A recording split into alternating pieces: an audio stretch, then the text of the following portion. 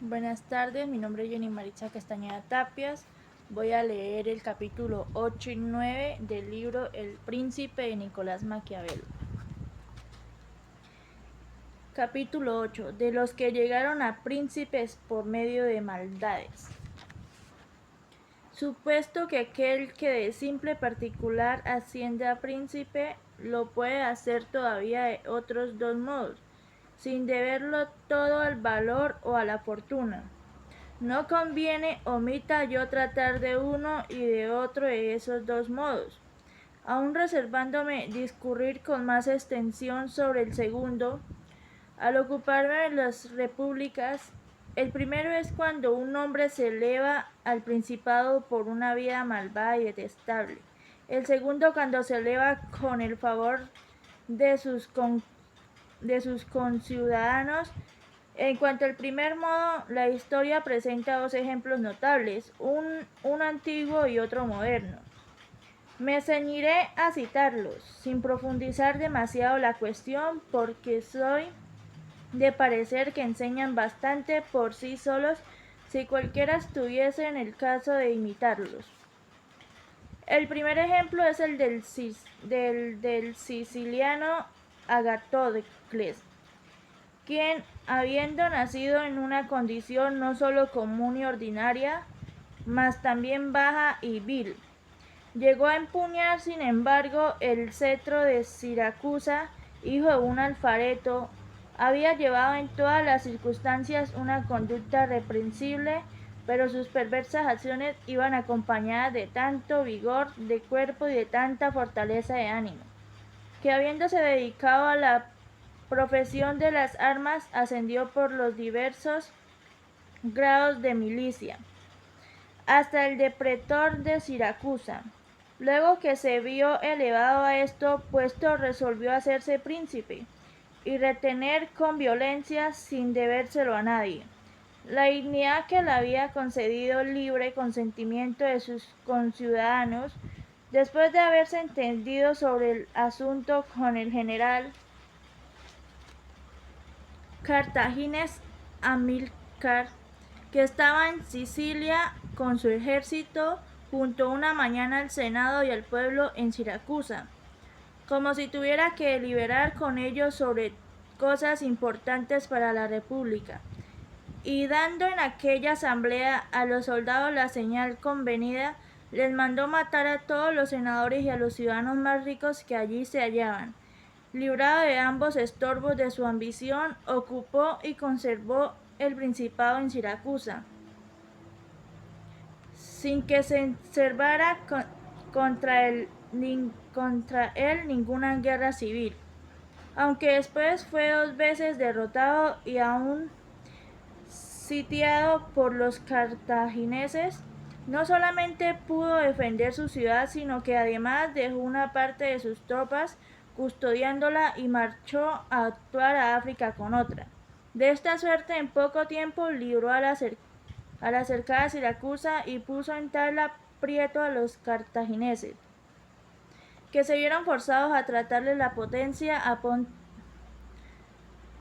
de potencia a potencia. Se contentaron con la posesión de África y la abandonaron enteramente a Sicilia, donde se advierte, reflexionando sobre la decisión y las hazañas de Agatocles, que nada o casi nada puede atribuirse a la fortuna, no por el favor ajeno como indica más arriba, sino por medio de los grados militares. Adquirirlos a costa de muchas fatigas y de muchos riesgos, consiguió la soberanía y sí se mantuvo en ella, merced a multitud de acciones temerarias, pero llenas de resolución. No cabe ciertamente aprobar lo que hizo para lograrla.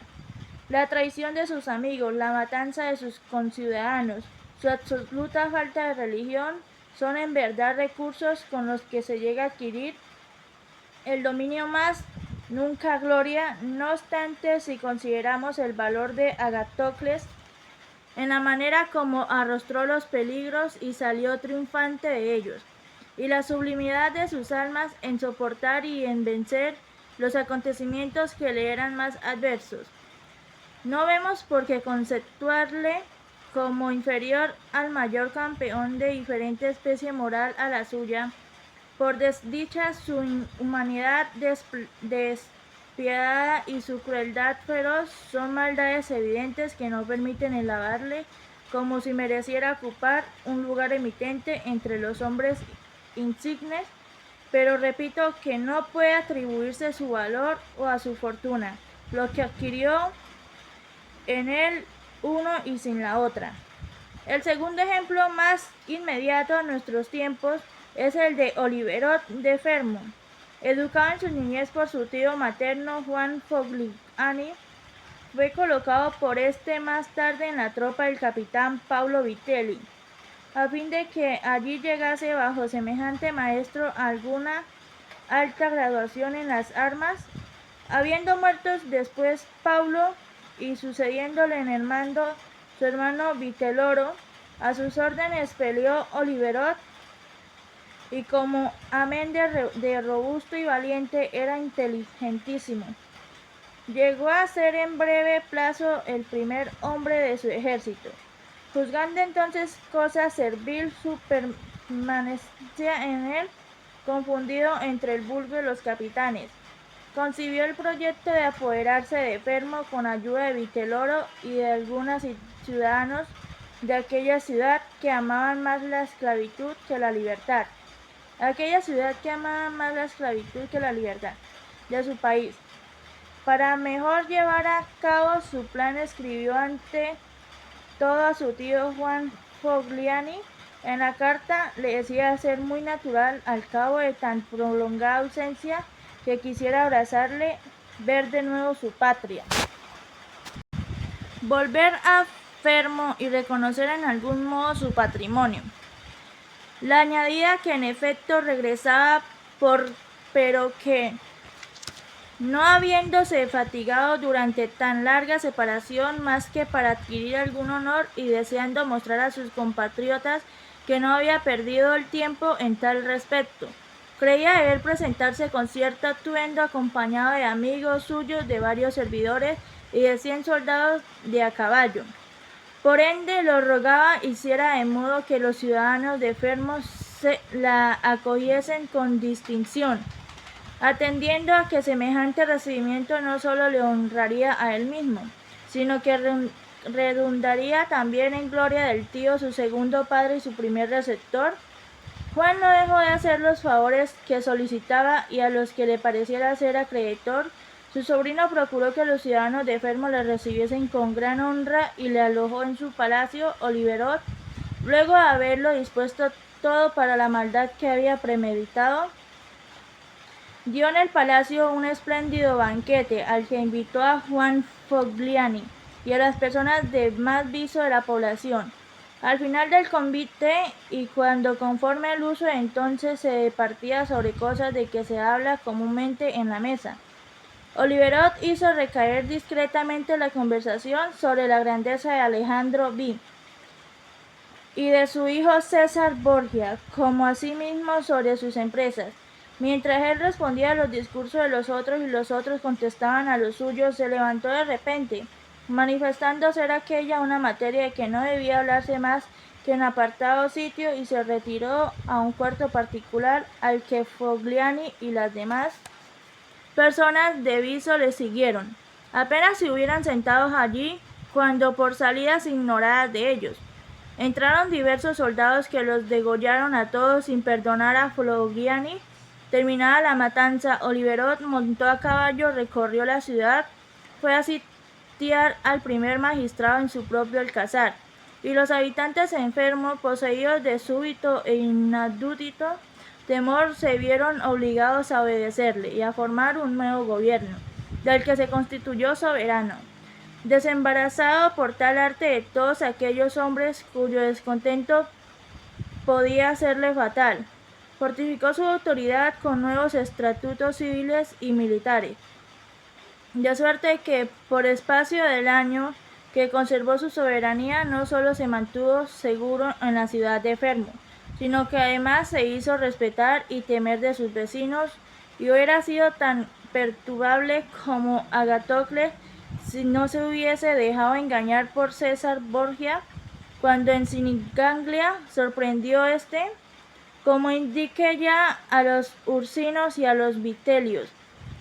Aprehendido con estos el propio Liberot en aquella ocasión, un año después de su parricidio, le ahorcaron en compañía de Viterolo, que había sido su mentor de audacia y de maldad. Podría preguntarse por qué Agratocles o Liberot y algún otro de la misma especie lograron, a pesar de tantas traiciones y de tamañas crueldades, vivir largo tiempo seguros en su patria y defenderse de los enemigos exteriores, sin seguir traidores y crueles. También podría preguntarse por qué sus conciudadanos no se conjuraron nunca contra ellos, al paso de otros, empleando iguales recursos.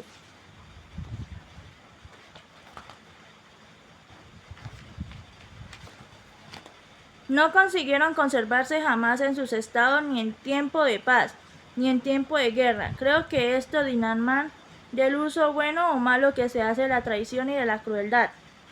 Permítame llamar buen uso de los actos de rigor el que se ejerce con brusquedad, de una vez y únicamente por la necesidad de proveer a la seguridad propia, sin continuarlos luego y tratando a la vez de encaminarlos cuando sea posible a la mayor utilidad de los gobernados. Los actos de severidad mal usados son aquellos que pocos al principio ven aumentándose y se multiplican de día en día, en vez de disminuirse y atenerse a su primitiva finalidad, las que se atienen al primer método. Pueden con los auxilios divinos y humanos remediar como Agatocles su situación en tanto que los demás no es posible que se mantengan. Es menester pues que el que adquiera un estado ponga atención en los actos de rigor que les es preciso ejecutar, a ejercerlos todo de una vez e inmediatamente, a fin de no verse obligado a volver a ellos todos los días, y poder, no renovándolos, tranquilizar a sus gobernados, a los que ganará después fácilmente, haciéndoles bien el de obra de otro modo, por timidez o guiado por malos consejos, se ve forzado de continuo a tener la cuchilla en la mano, y no puede contar ninguna con sus súbditos, porque estos mismos que le saben obligado a proseguir y a reanudar los actos de severidad. Tampoco pueden estar jamás seguros con él precisamente porque semejantes actos han de ejecutarse todos juntos porque ofenden menos. Si es menor el tiempo que se tarda en pensarlos, los beneficios, en cambio, han de hacerse poco a poco, a fin de que haya lugar para saborearlos mejor. Así un príncipe debe ante todas las cosas conducirse con sus súbditos de modo que ninguna contingencia, buena o mala, le haga variar, dado que si sobrevinieran tiempos difíciles y penosos, no le quedarían ya ocasión para remediar el mal, y el bien que hace entonces no se convierte en provecho suyo, pues lo miran como forzoso y no se le agradecen.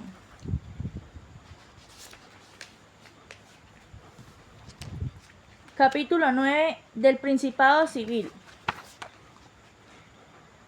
Tengamos el segundo modo con que un particular llega a hacerse príncipe, sin valerse de nefandos crímenes ni de intolerables violencias, es cuando con el auxilio de sus conciudadanos llega a reinar en su patria. A este principado lo llamo civil. Para adquirirlo no hay necesidad alguna de cuánto el valor o la fortuna pueden hacer, sino más bien de cuánto una acertada astuta puede combinar. Pero nadie se eleva a esta soberanía sin el favor del pueblo o de los grandes. En toda ciudad existen dos inclinaciones diversas, una de las cuales proviene de que el pueblo desea no ser dominado y oprimido por los grandes, y la otra de que los grandes desean dominar y oprimir al pueblo. Del choque de ambas inclinaciones dinama una de estas tres cosas, o el establecimiento del principado, o el de la república y el de la licencia y la anarquía. En cuanto al principado, su establecimiento se promueve por el pueblo o por los grandes según que uno u otro de estos dos partidos tengan ocasión para ello.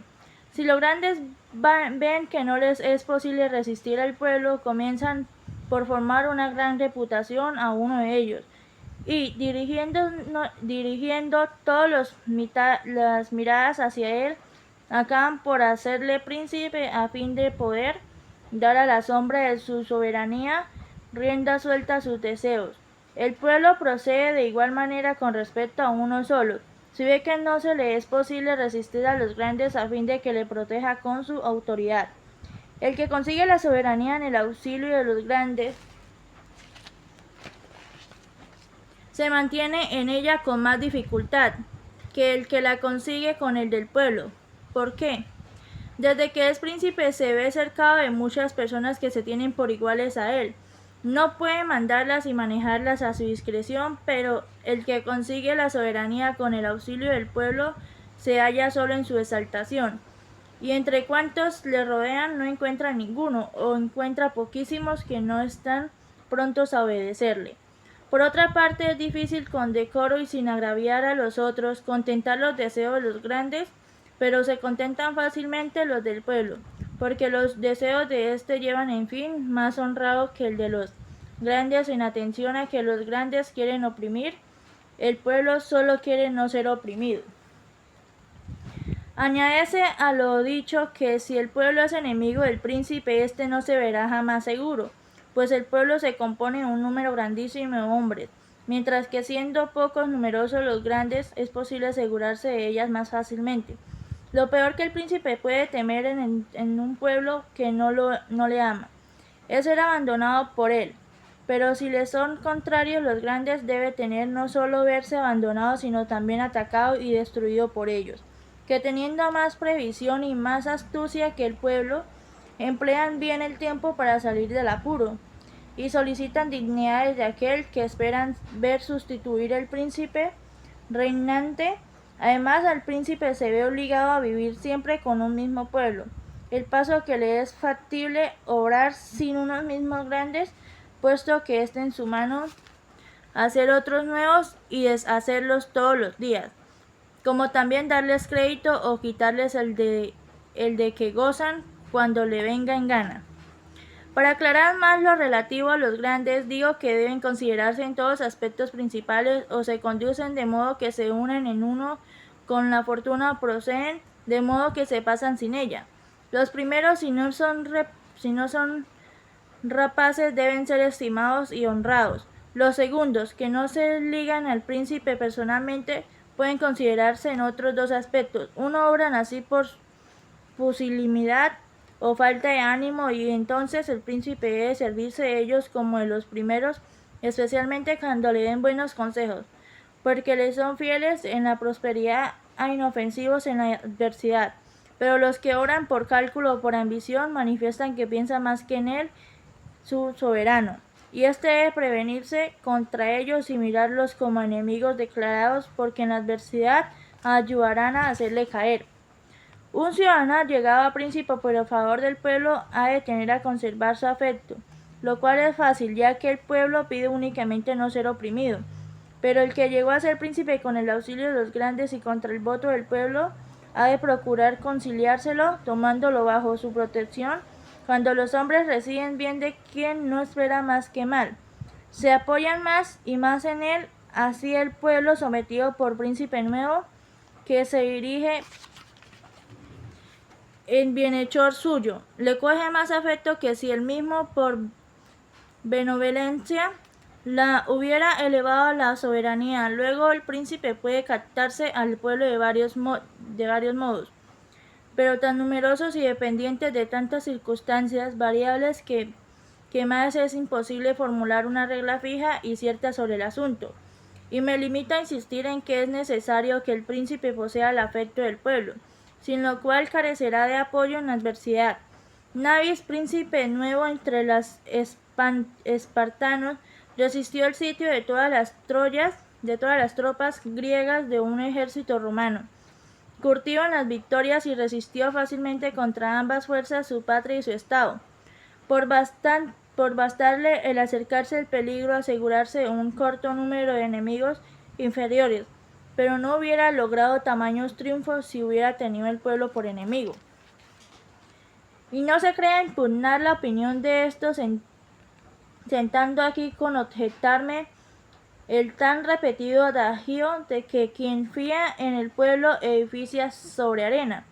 Confieso ser esto verdad para un ciudadano privado, que satisfecho con semejante fundamento, creyera que el pueblo la libraría.